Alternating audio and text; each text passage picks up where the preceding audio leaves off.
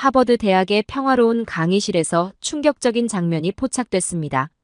한중일 경제를 주제로 한 수업에서 갑자기 일어선 중국인 유학생이 한국은 중국의 경제적 속국일 뿐이라며 거침없는 폭언을 쏟아냈는데요.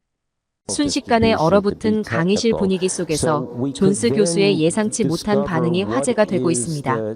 30년 경력의 베테랑 교수는 오히려 미소를 지으며 칠판 앞으로 걸어갔다고 하는데요. 그래요, 팩트로 한번 살펴볼까요? 이후 벌어진 팩트 폭격에 중국 유학생의 표정이 순간순간 굳어갔다고 합니다. 특히 교수가 던진 마지막 한마디는 강의실을 완전히 뒤집어 놓았다고 하는데요. 처음엔 중국의 우월성만을 주장하며 고성을 지르던 학생이 결국 공개 사과까지 하게 된 충격적인 반전. 과연 그날 강의실에서 무슨 일이 있었던 걸까요? 지금 이야기 들려드리도록 하겠습니다. 안녕하세요. 저는 하버드 대학교에서 국제통상학을 공부하고 있는 올리비아입니다. 오늘은 제 이야기를 들려드리려고 해요. 제가 어떻게 한국에 관심을 갖게 되었는지 먼저 말씀드릴게요. 사실 처음엔 저도 한국에 대해 잘 몰랐어요.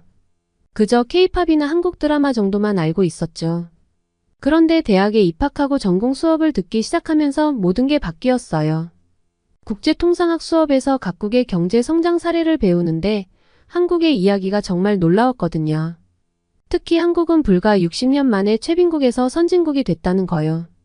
6.25 전쟁 이후 폐허가 된 나라에서 세계 10위권의 경제 대국으로 성장한 거예요. 그것도 천연자원도 별로 없고 국토도 작은 나라에서 말이에요.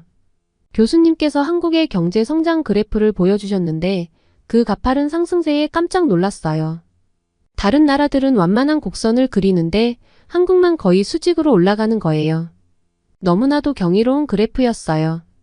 그때부터 저는 한국이란 나라에 대해 관심이 많아졌어요. 그래서 한국을 찾아보다 보니 삼성, 현대, LG 같은 기업들이 한국 기업이라는 것을 알게 되었어요. 이 회사들이 세계 시장을 주름잡고 있다는 게 너무 멋있었어요. 특히 반도체, 스마트폰, 자동차, 조선 분야에서요. 어떻게 이렇게 짧은 시간에 세계적인 기업들을 만들어낼 수 있었는지 정말 궁금했어요. 그래서 방학 때 한국에 직접 가보기로 했어요. 그리고 중국도 같이 가보면 좋겠다 싶어서 한국과 중국 여행을 계획했죠. 책으로만 알 수 있었던 나라에 간다는 사실에 너무나도 설레었었죠. 먼저 중국을 방문했는데 베이징 공항에 도착하자마자 혼잡함을 느꼈어요. 입국 절차가 오래 걸렸고 직원들의 태도도 다소 불친절했죠. 베이징과 상하이 같은 대도시는 정말 거대하고 활기찼어요. 고층 빌딩들과 번화가의 모습은 인상적이었죠. 하지만 거리는 예상보다 지저분했고 사람들이 무단횡단을 하거나 줄을 서지 않는 모습도 자주 보였어요. 특히 러시아어 때의 지하철은 정말 혼잡했고 위생 상태도 그리 좋지 않았어요. 식당이나 상점에서는 직원들이 종종 무뚝뚝하거나 불친절한 경우가 많았고 특히 영어로 소통하려고 할 때 어려움을 겪었죠. 길거리에서도 사람들이 서로 부딪히거나 밀치는 일이 많았고 차들도 보행자를 잘 배려하지 않는 것 같았어요. 물론 중국의 경제 발전은 눈부셨어요. 거대한 쇼핑몰들, 최신식 건물들이 눈에 들어왔지만 그 발전 속도에 비해 시민의식이나 공공서비스의 질은 아직 따라가지 못하는 느낌을 받았죠. 중국 여행을 마치고 한국으로 향했을 때 솔직히 큰 기대는 하지 않았어요. 하지만 인천공항에 도착하는 순간부터 모든 것이 달랐어요. 깔끔하고 효율적인 공항시설에 먼저 놀랐고 입국 절차가 빠르고 간편한 것에 또 한 번 놀랐죠. 공항 직원들은 모두 친절하고 전문적이었어요. 서울로 가는 길에 탄 공항철도는 조용하고 깨끗해서 피곤한 와중에도 편안하게 이동할 수 있었어요. 서울 시내에 들어서자 저는 완전히 다른 세상에 온 것 같았어요. 높은 빌딩들 사이로 잘 정비된 도로와 쾌적한 보행로가 있었고 곳곳에 공원과 녹지가 조성되어 있더라고요. 특히 청계천 같은 도심 속 자연 공간이 인상적이었어요. 가장 놀라웠던 건 시민들의 질서 의식이었어요. 사람들은 질서 있게 거리를 걸었고 횡단보도에서는 신호를 잘 지켰죠. 중국에서 본 혼잡한 모습과는 완전히 달랐어요. 지하철을 이용할 때마다 깨끗함과 정확성에 감탄했어요. 항상 정시에 도착했고 내부는 깨끗했으며 디지털 안내 시스템이 잘 갖춰져 있어서 외국인인 저도 쉽게 이용할 수 있었죠. 러시아어 때도 혼잡하긴 했지만 사람들이 서로 배려하며 질서 있게 행동하는 모습이 인상적이었어요. 식당이나 카페에서는 직원들이 항상 밝은 미소로 맞아주셨고, 영어를 못하시는 분들도 최선을 다해 소통하려 노력하셨어요. 길을 물어볼 때도 친절하게 설명해 주시고, 때로는 직접 길을 안내해 주시는 분들도 계셨죠. 이런 친절함은 중국에서는 거의 경험하지 못했던 거예요. 한국의 첨단 기술도 정말 인상적이었어요. 어디를 가든 빠른 와이파이가 제공되고, 첨단 기기들이 일상생활에 자연스럽게 녹아들어 있었죠. 삼성이나 LG 같은 기업의 매장을 방문했을 때는 마치 미래를 보는 것 같았어요. 특히 삼성전자 홍보관에서 본 최신 기술들은 정말 과학 영화에나 나올 법한 거였어요. 서울 사람들의 생활 모습도 인상적이었어요. 모두 스마트폰으로 뭔가를 하고 있고 카페에선 노트북을 켜고 일하는 사람들이 많았어요. 이게 바로 초연결 사회구나 싶었죠. 중국에서도 비슷한 모습을 봤지만 한국에서는 더 자연스럽고 효율적으로 기술을 활용하는 것 같았어요. 한국에서의 경험은 제가 배운 내용을 직접 눈으로 확인하는 시간이었어요. 그리고 더 놀라운 건 한국 사람들이 이런 발전을 당연하게 여긴다는 거였어요. 마치 항상 이랬던 것처럼요. 하지만 저는 알고 있었죠. 이게 얼마나 대단한 성과인지를. 두 나라를 비교해보니 한국은 경제 발전과 함께 시민의식, 공공서비스, 기술 혁신이 균형 있게 발전한 느낌이었어요. 반면 중국은 눈부신 경제 성장에 비해 사회 문화적인 면에서는 아직 개선의 여지가 있어 보였죠. 이 여행을 통해 저는 단순한 경제 지표를 넘어 실제 삶의 질과 사회 문화적 발전의 중요성을 깨달았어요. 특히 한국의 발전 모델이 정말 인상 깊었답니다. 경제적 성장뿐만 아니라 시민의식, 기술 혁신, 문화적 가치 등이 조화롭게 발전한 모습이 정말 멋있었어요. 이후 미국으로 돌아와 다시 학교 생활에 집중하였고, 특히 한중일 경제성장을 주제로 한 수업을 수강했어요. 제가 가장 기다리고 있는 수업 중 하나인데, 이 수업에서 정말 깜짝 놀란 일이 발생했지 뭐예요. 그날 아침 저는 평소보다 일찍 일어났어요. 서둘러 준비를 마치고 캠퍼스를 가로질러 강의실로 향했죠.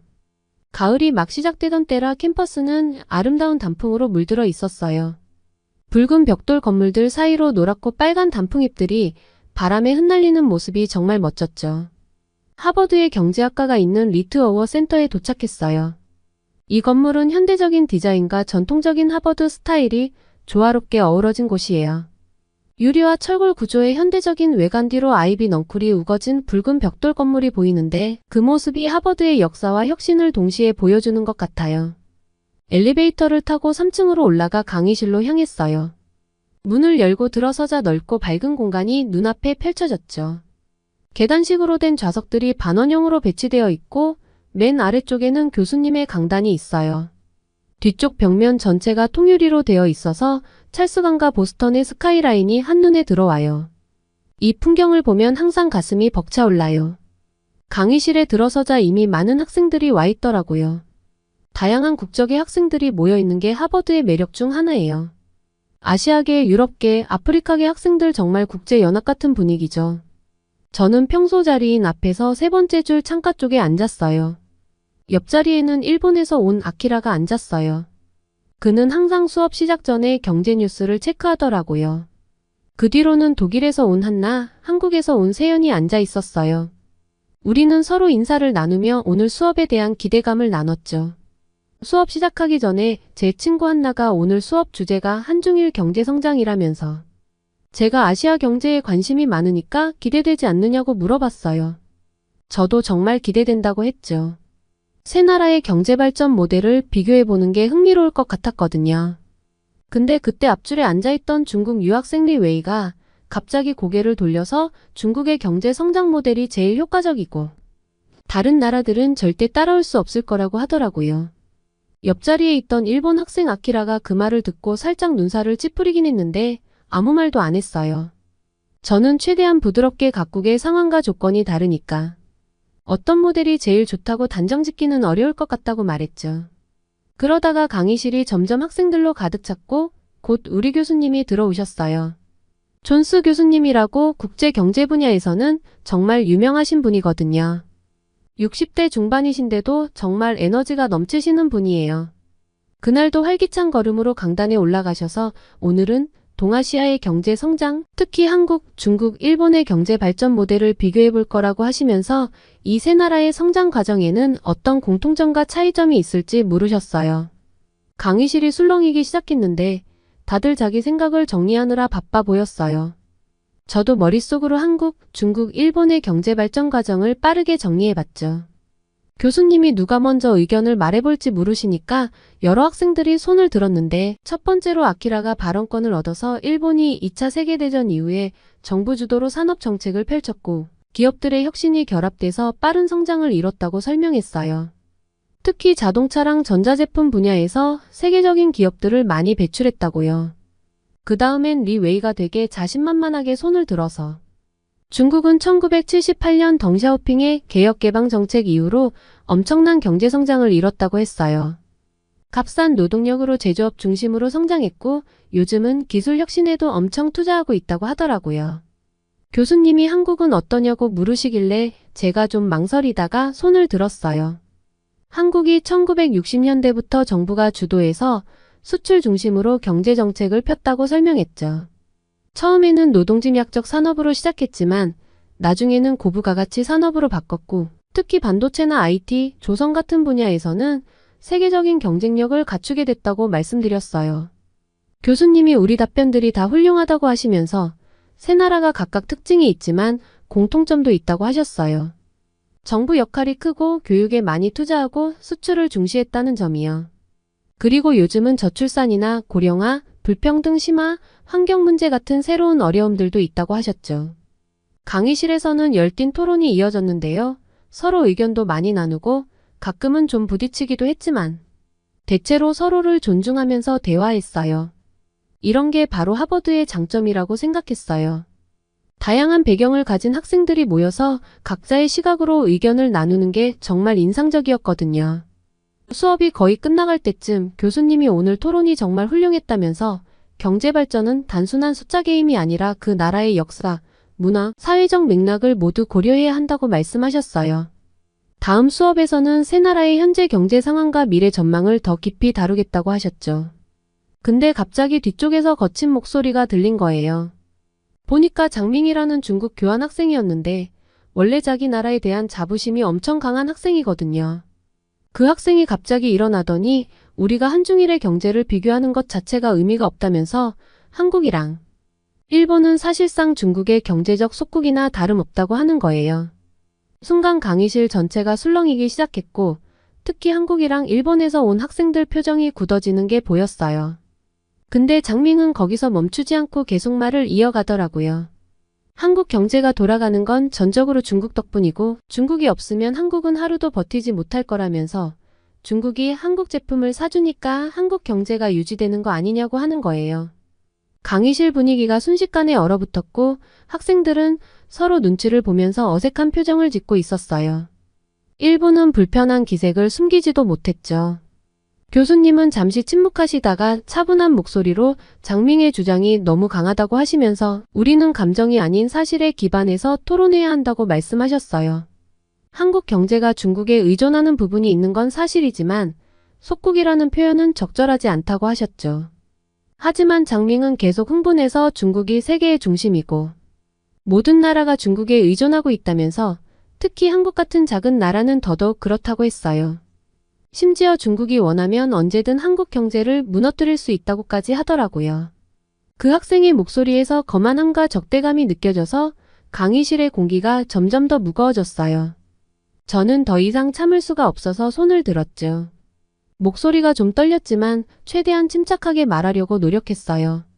한국이 중국과 중요한 경제관계를 맺고 있는 건 맞지만 그게 전부는 아니라고 했어요. 한국은 자체적인 기술력과 혁신으로 세계 시장에서 경쟁력을 갖추고 있다고 설명했죠. 제가 직접 봤던 한국의 모습도 이야기했어요. 발전된 도시 기반 시설이라든가 세계적인 기업들, 높은 삶의 질 같은 것들을요. 물론 중국도 놀라운 경제 성장을 이뤘지만 그렇다고 다른 나라들이 중국에 완전히 의존하고 있다고 말하는 건 과장이라고 했어요. 특히 한국은 독자적인 기술력과 브랜드 파워가 있어서 삼성, 현대, LG 같은 기업들이 세계 시장에서 중국 기업들과 당당히 경쟁하고 있다고 말했죠. 제가 그렇게 말하니까 많은 학생들이 고개를 끄덕이면서 동의하는 것 같았는데 장밍의 표정은 점점 더 굳어지더라고요. 강의실 분위기도 점점 더 긴장되면서 학생들 사이에서 작은 논쟁들이 터져나오기 시작했고 일부 학생들은 불편한 표정으로 자리에서 몸을 뒤척이고 있었어요. 그때 교수님이 다시 말씀하시면서 진정하라고 하셨어요. 우리가 여기서 서로 존중하면서 토론하는 법을 배우고 있다면서 각국의 경제는 복잡하게 얽혀 있고 상호의존적이라 어느 한 나라가 다른 나라에 전적으로 의존한다고 보기는 어렵다고 설명하셨죠. 근데 그 말씀을 듣자마자 장밍이 또 갑자기 자리에서 벌떡 일어나더니 이건 불공평하다면서 교수님도 편파적이고 중국이 세계 최강대국이라는 사실을 인정하지 않는 게 편견이라고 소리치는 거예요. 순간 강의실이 조용해졌는데 교수님 표정이 되게 심각해지셨어요. 교수님이 장밍한테 진정하라고 하시면서 우리는 학문적 토론을 하고 있는 거라서 감정적으로 대응하거나 다른 나라를 비하하는 발언은 적절하지 않다고 말씀하셨죠. 그래도 장밍은 계속 흥분한 상태로 자기들을 모두가 무시하고 있고 중국이 얼마나 강한지 모른다고 소리치고 있었어요. 그때 뜻밖에도 평소에 조용하던 한국 유학생 세연이가 나서서 말했는데 정말 대단했어요.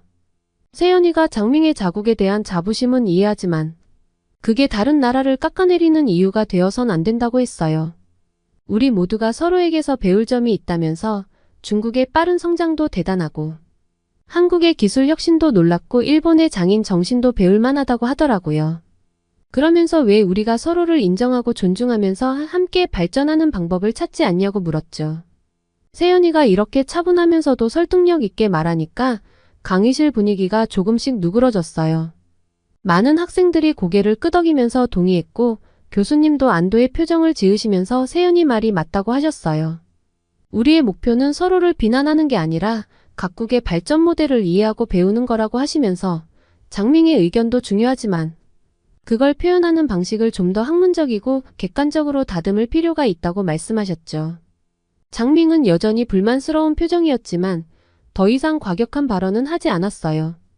그냥 자리에 앉아서 팔짱을 끼고 얼굴을 찌푸린 채로 고개를 돌려버리더라고요. 그날 수업을 통해서 정말 많은 걸 배웠어요. 단순히 경제발전 모델을 비교하는 것을 넘어서 서로 다른 문화와 관점을 가진 사람들이 어떻게 대화하고 이해해야 하는지도 깊이 생각해보게 된 것 같아요. 학생들이 서로 조심스럽게 눈치를 보면서 작은 소리로 이야기를 나누기 시작하더라고요. 그때 교수님이 잠시 숨을 고르시더니 이제 수업을 계속 진행하자고 하시면서 오늘 있었던 일을 교훈 삼아서 앞으로는 더 객관적이고 학문적인 태도로 토론을 이어갔으면 좋겠다고 말씀하셨어요. 장밍은 자리에는 앉았는데 여전히 불만스러운 표정이더라고요. 팔짱을 끼고 얼굴을 찌푸린 채로 중국의 위대함을 모르는 사람들이 너무 많다고 혼잣말을 하고 있었어요. 근데 교수님이 정말 대단하셨어요.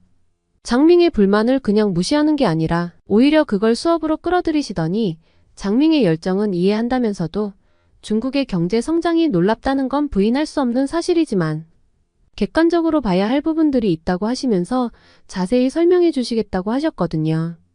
그러고는 교수님이 칠판으로 가셔서 지난 30년간의 한국, 중국, 일본의 GDP 성장률을 보여주는 그래프를 그리시면서 설명을 시작하셨어요. 중국의 경제 성장률이 정말 놀랍지만 한국과 일본도 각자의 방식으로 꾸준한 성장을 이뤄왔고 특히 한국은 높은 기술 혁신 지수를 보이고 있다고 하셨죠. 근데 장밍이 또 그래프만 봐도 중국의 성장세가 압도적이고 자기들이 세계 2위의 경제 대국이라고 끼어들더라고요. 교수님은 정말 침착하게 중국의 경제 규모가 크다는 건 맞지만 경제를 볼 때는 규모만이 아니라 질적인 면도 봐야 한다면서 1인당 GDP랑 기술 혁신 지수를 보여주는 다른 그래프를 그리셨어요. 그래프를 보니까 1인당 GDP에서는 일본이 가장 높고 그 다음이 한국 그리고 중국 순이었는데요. 그러자 장밍이 얼굴이 붉어지면서 자기네 나라는 인구가 많아서 그렇게 나온다면서 불공평하다고 하더라고요. 교수님은 계속 차분하게 설명하시면서 장밍 말대로 인구 차이가 중요한 요소라는 건 인정하시면서도 그렇기 때문에 우리가 다양한 지표를 종합적으로 봐야 하고 어느 한 지표만으로는 한 국가의 경제력을 판단할 수 없다고 하셨어요. 그러고 나서 교수님이 칠판에 이코노믹 인터디펜던스라고 크게 쓰시더니 이게 현대 세계 경제에서 가장 중요한 개념 중 하나인 경제적 상호의 존성이라고 설명해 주셨어요. 어느 나라도 혼자서는 살아남을 수 없고 중국이 이렇게 크게 성장할 수 있었던 것도 한국이나 일본의 기술력, 미국의 시장, 유럽의 투자 같은 다른 나라들과의 교역 덕분이라고 하시더라고요. 장밍은 여전히 표정이 안 좋았지만 다른 학생들은 다들 열심히 필기하면서 교수님 말씀을 경청하고 있었어요. 교수님이 계속 설명하시면서 중국의 스마트폰 산업을 예로 드셨는데 화웨이나 샤오미 같은 중국 기업들이 성공할 수 있었던 것도 한국의 삼성이나 미국의 애플과의 경쟁과 협력이 있었기 때문이라고 하셨어요. 서로 기술도 배우고 시장도 넓혀가면서 다 같이 성장했다고요. 그런데 장밍이 또 자기네가 제일 큰 시장이라면서 중국이 사주니까 한국이나 일본 기업들이 살아남는 거라고 주장하더라고요. 교수님은 잠시 숨을 고르시더니 부드럽게 미소 지으시면서 장밍의 열정은 대단하지만 경제는 단순히 누가 더 큰가의 문제가 아니라고 하시고는 칠판에 위넨인이라고 쓰셨어요. 그러면서 이게 바로 현대 경제의 핵심이라고 하시면서 어느 한 나라만 이기는 게 아니라 다 같이 이기는 게 중요하다고 하셨어요. 중국이 성장하면 한국 기업들에게도 더 큰 시장이 열리고 한국의 기술 발전은 다시 중국 기업들의 성장을 돕는다고 설명해 주셨죠. 장밍은 여전히 좀 불만스러워 보였지만 그래도 처음보다는 많이 진정된 것 같았어요. 다른 학생들은 다들 교수님 말씀에 감탄하면서 열심히 듣고 있었고요. 교수님은 계속해서 각 나라의 경제 성장 모델에 대해 더 자세히 설명해 주셨는데 중국이 어떻게 대규모 제조업 중심으로 성장했는지, 한국은 어떻게 재벌을 중심으로 수출 주도형 성장을 이뤘는지 하나하나 설명해 주셨어요. 특히 인상 깊었던 건 각 나라마다 자기만의 강점과 약점이 있다고 하신 거였어요. 중국은 거대한 내수 시장이랑 풍부한 노동력이 강점이지만 지역 간 불균형이나 환경 문제가 있고 한국은 빠른 의사결정이랑 효율적인 시스템이 강점이지만 대기업 의존도가 높은 게 약점이라고 하시더라고요. 교수님이 설명하실수록 학생들 눈빛이 점점 더 반짝이는 게 보였어요. 신기하게도 장밍도 이제는 조금씩 고개를 끄덕이기 시작하더라고요. 수업이 끝나갈 무렵에 교수님이 정말 인상적인 말씀을 해주셨는데 오늘 우리가 매우 중요한 토론을 했다면서 경제는 단순한 숫자 게임이 아니라 그 뒤에 있는 사람들의 삶과 문화의 역사를 모두 고려해야 한다고 하셨어요. 우리가 앞으로 이 분야의 전문가가 되어 세계 경제를 이끌어갈 텐데 항상 넓은 시각을 가지고 서로를 이해하려 노력하는 게 진정한 글로벌 리더의 자세라고 말씀해 주셨죠. 교수님이 이렇게 차분하고 논리적으로 설명하시니까 강의실 분위기도 완전히 달라졌어요. 장밍을 빼고는 거의 모든 학생들이 교수님 말씀에 집중하고 있었고 심지어 처음에는 장밍 편을 들었던 중국 유학생들 표정도 많이 부드러워졌더라고요. 교수님은 이제 수업을 마무리하시려는 것 같았어요. 잠시 숨을 고르시고 강의실 전체를 쭉 둘러보시더라고요. 교수님이 이제 수업을 마무리하시려는 것 같았어요. 잠시 숨을 고르시고 강의실 전체를 쭉 둘러보시더니 오늘 배운 것을 종합해보자고 하셨죠. 경제는 단순히 GDP나 무역량 같은 숫자로만 평가할 수 있는 게 아니라 그 뒤에 있는 인간의 삶의 질이나 기술 혁신, 사회제도, 미래 지속 가능성 같은 다양한 요소를 종합적으로 고려해야 한다고 하셨어요. 그러고 나서 교수님이 장밍을 직접 바라보시면서 자국에 대한 자부심을 갖는 건 아름다운 일이지만 그게 다른 나라를 폄하하는 근거가 되어선 안 된다고 하셨어요. 중국의 경제 성장이 놀랍고 대단한 건 맞지만 그렇다고 다른 나라들의 성과를 무시해도 된다는 건 아니라고요. 장밍의 표정이 조금씩 변하기 시작하더니 처음으로 그의 눈에서 약간의 불확실성이 보이기 시작했어요. 교수님은 계속 말씀하시면서 한국, 일본, 그리고 다른 많은 나라들도 각자의 방식으로 놀라운 성과를 이뤄냈다고 하셨어요. 특히 한국은 6.25 전쟁 이후 폐허에서 시작해서 불과 60년 만에 세계 10위권의 경제 대국으로 성장했고 놀라운 기술력을 자랑한다고 하시더라고요. 그러면서 칠판에 상호 존중과 협력이라고 크게 쓰시고는 진정한 강대국의 모습은 다른 나라를 지배하거나 무시하는 게 아니라 서로 존중하고 협력하는 거라고 하셨어요. 중국이 진정으로 세계를 이끄는 나라가 되고 싶다면 다른 나라들과 어떻게 상생할 수 있을지 고민해야 한다고 하셨죠. 그 말씀에 강의실 전체가 숙연해졌고 장밍도 고개를 숙이고 깊은 생각에 잠긴 것 같았어요. 교수님이 계속 말씀하시면서 우리가 지금 매우 중요한 시기에 살고 있다고 하셨어요. 세계화가 진행되면서 국가 간 경계가 흐려지고 모든 나라가 서로 긴밀하게 연결되어 있어서 이런 시대에는 편협한 국수주의가 아니라 세계 시민으로서의 안목이 필요하다고 하시더라고요. 그리고 마지막으로 우리 모두가 자국에 대한 사랑과 자부심을 가지고 있다는 걸 알고 있다면서 그건 아름답고 소중한 거지만 그 사랑이 다른 나라에 대한 존중을 방해해선 안 된다고 하셨어요. 오히려 그 사랑을 바탕으로 다른 문화와 국가를 이해하고 존중할 때 우리가 진정한 글로벌 리더가 될 수 있을 거라고 말씀하셨죠. 교수님 말씀이 끝나자 강의실에 잠시 침묵이 흘렀는데 갑자기 누군가가 박수를 치기 시작했어요. 그러더니 순식간에 박수 소리가 강의실 전체로 퍼져나갔는데 놀랍게도 가장 큰 박수 소리는 중국 유학생들 사이에서 나왔어요. 그들 얼굴에는 깨달음과 존경의 빛이 어려 있었고 심지어 장밍도 마지못해 박수를 치고 있더라고요. 그러다가 한 중국 유학생이 일어나서 교수님께 감사하다고 하면서 자기도 장밍처럼 중국이 모든 면에서 우월하다고 생각했었는데 오늘 수업을 통해 자기 생각이 얼마나 편협했는지 깨달았다고 하더라고요. 다른 중국 학생도 그동안 한국의 성과를 무시하고 폄하해왔는데 이제는 한국의 강점과 성과를 인정하고 배워야 한다는 걸 알게 됐다고 했어요. 그 말을 들은 한국과 일본 학생들 표정도 밝아지면서 중국 학생들을 향해 따뜻한 미소를 지어 보였어요. 저는 이 모든 광경을 보면서 가슴이 벅차올랐는데 처음에는 긴장과 갈등으로 시작했던 수업이 이렇게 아름다운 화해와 이해의 순간으로 마무리되다니 정말 믿기지 않았거든요. 그때 장밍이 천천히 일어났는데 모두의 시선이 그에게 집중됐어요. 잠시 망설이더니 자기가 너무 감정적으로 대응했다고 사과하면서 교수님 말씀을 들으니 자기가 얼마나 편협한 시각을 가지고 있었는지 깨달았다고 하더라고요. 한국, 일본 그리고 다른 모든 나라들의 성과와 노력을 인정하고 존중해야 한다는 걸 이제야 알게 됐다고 했어요. 장밍이 이렇게 고백하니까 강의실이 다시 한번 박수로 가득 찼고 많은 학생들이 그에게 다가가서 어깨를 토닥여주고 격려의 말도 건네더라고요. 정말 감동적인 순간이었어요.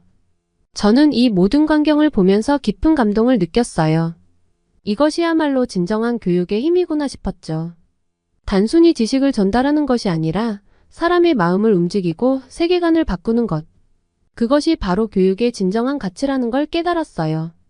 이날의 경험은 제 인생의 큰 전환점이 되었어요. 국제관계를 공부하는 학생으로서 단순히 경제 지표나 정치 이론을 배우는 것을 넘어 진정한 상호 이해와 존중의 중요성을 깨달은 거죠. 강의실을 나서면서 저는 마음속에 커다란 변화를 느꼈어요. 오늘의 수업은 단순한 경제 이론 강의가 아니었죠. 그것은 제 세계관을 완전히 바꾸어 놓은 특별한 경험이었어요. 특히 한국 경제의 성장 과정에 대해 다시 한번 깊이 생각해 보게 되었어요. 저는 도서관으로 향했어요. 한국의 경제 성장에 대해 더 자세히 알고 싶었거든요. 책장을 훑어보다가 한강의 기적, 한국 경제 발전의 비밀이라는 책을 발견했어요. 그 자리에 앉아 책을 읽기 시작했죠. 책을 읽으면서 저는 한국 사람들의 끈기와 노력에 깊은 감동을 받았어요.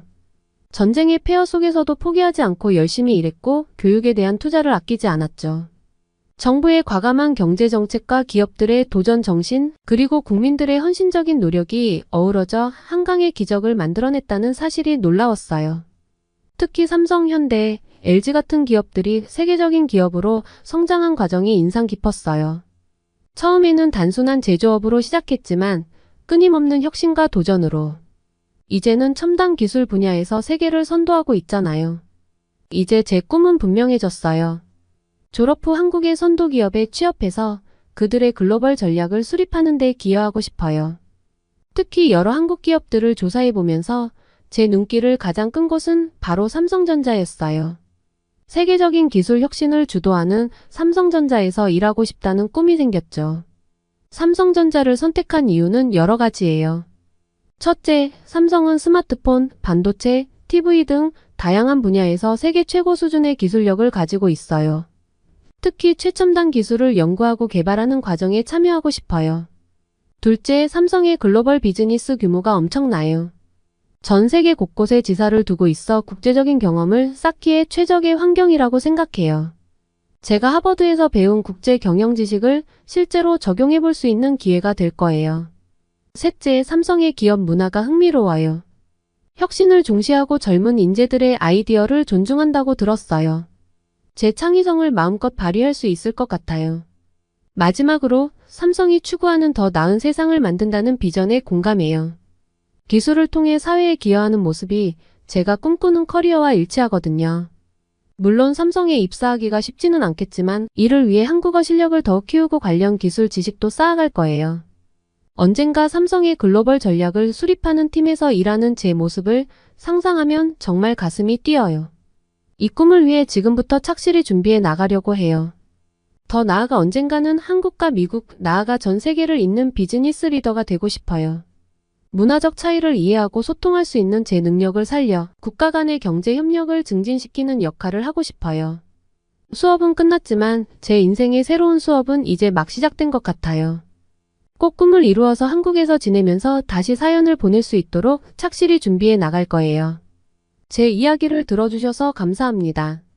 이번 사연 어떠셨나요? 미국인 교수님의 올바른 교육관과 지식으로 잘못된 중화 사상을 가진 중국인 유학생의 생각은 물론, 미국 대학생들의 생각을 바꾸는 것은 물론이고 한국 기업에 취업하고 싶다는 꿈을 심어준 사연. 한국의 놀라운 성장력과 우수한 인재들이 이루어낸 성과이지 않을까 싶은데요. 다음 사연도 감동과 새로운 경험을 안겨주는 사연으로 찾아뵙겠습니다. 사연을 재밌게 들으셨다면 구독과 알림 설정 부탁드립니다. 여러분의 구독과 알림 설정은 영상 제작에 큰 힘이 됩니다. 구독자 여러분의 사연 또한 제보받습니다. 사연으로 채택되신 분들께는 소정의 선물 또한 보내드리고 있으니 많은 참여 부탁드립니다. 지금까지 외국인의 시선에서 한국의 감동에 빠진 이야기를 전해드리는 감동 다이브였습니다. 좋은 하루 보내세요. 감사합니다.